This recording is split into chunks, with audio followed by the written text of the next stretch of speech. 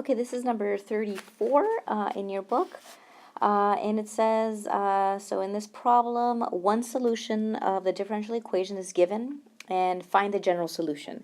So here we're given a nice solution already. This is a third order, right, differential equation. So if this is one solution, then we definitely have two more to find. So what does this imply? Well, this guy, what does that tell us? Well, I mean, remember this, that's an arrow, not a smiley face, but I know it looks like a smiley, is y equals e to the r1x. So again, it's written, I mean, that's what it really means. So what is our r1? Well, our r1 is right there. R1 is equal to 2/3. Okay, so it's equal to 2/3. So what's the factor? Well, I guess you can say that. That implies that R1 well, so if that's equal, if that's the root, right, we can, right, subtract that 2/3 and then just set it equal to 0. If you want, you can even multiply 3 to everything. So we can get a nice integer equation. Minus 2 equals 0. So this guy, right, that's a factor. Right, this algebraic expression, that's a factor of our differential equation, or another way of saying it is that's a root, right? If you set that again equal to 0, you solve for R1, you get 2/3. Okay, so we know this one factor, one root, but we can use synthetic division, right, to find the other two factors, and I'm guessing and pretty sure that it's going to be quadratic, because if we're starting with the 3 and we divide this by our factor, then we're definitely going to get a polynomial of order 2, or excuse me, of degree 2, if we're talking about the polynomial. So let's go ahead and, okay, so write this out. So we know that, okay, our root is 2/3. Okay, so we can say, let's see, maybe 2/3, right? And this was the yellow part that I did last time, because that's a root. And then I'm going to write my coefficients in. And so I have 3, and actually I did not write my, well, I don't need to write the characteristic. I can, but I mean, we know that this guy, right, has, we can say 3r cubed minus 2r squared plus 12r minus 8 equals 0. Okay, so when I talk about the polynomial, right, I'm talking about this guy, right, where that's the degree and that is the order, because these have derivatives here. I'm just kind of changing the form so we're able to use algebra. Okay, so writing that out, right, we have 3, 2, negative 2, 12, negative 8. So 3, negative 2, 12, and negative 8. And again, just using synthetic division. We have, well, bring down to 3, and then 3 times 2/3, right? You want to multiply it on the side. Well, 3 of 2/3, that's just 2. And then if I add these guys, I get 0. 0 times 2/3 is 0. If I add that, I get 12.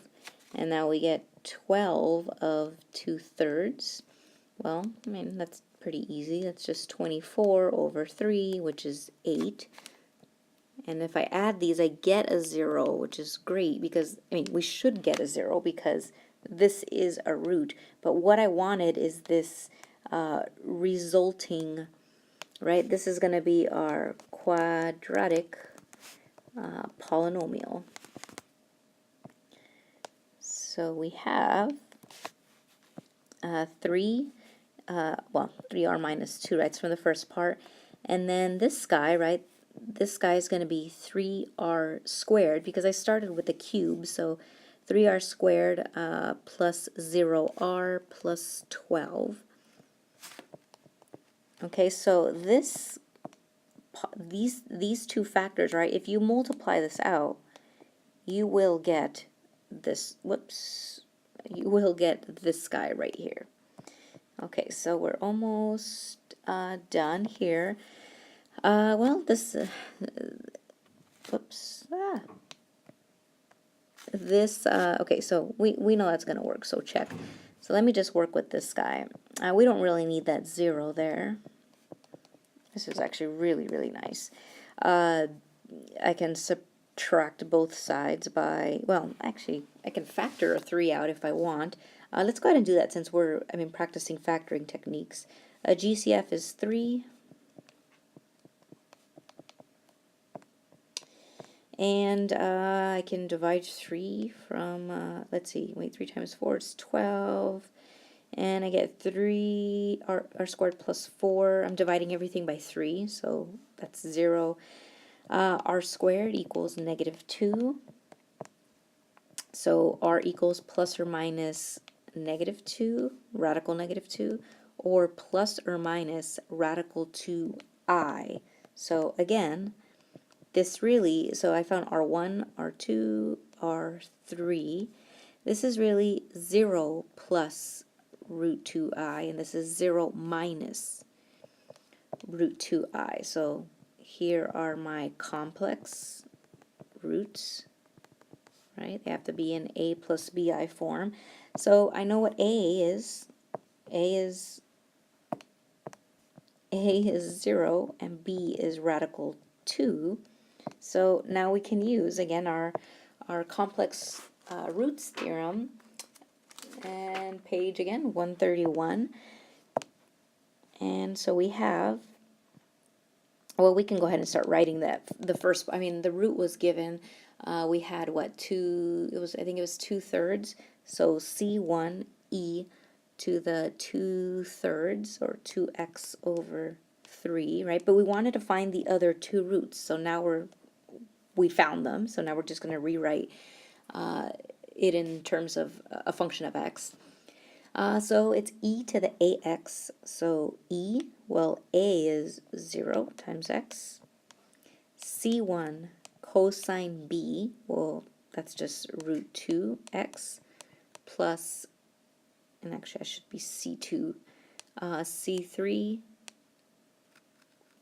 sine of root 2. And then again, the x is on the outside, or let me just write this a little bit nicer. So y of x is equal to c1e to the 2x over 3 plus, this is just a big 1. So we have c2 cosine, if you want to write x radical 2 to be safe, plus c3 sine x radical 2. So that is the general solution to this differential equation. And that's pretty much it. So hopefully, I know I did a lot of examples, but this is extremely important. Moving on to 2.5, again, we've actually done a lot of the work for 2.5, so, and I want you to feel very comfortable with these. Okay, I think that's the last problem that I will do, unless if you want me to do some other ones, I'd be happy to do them. So make sure to start working on your homework, because you'll have quite a few.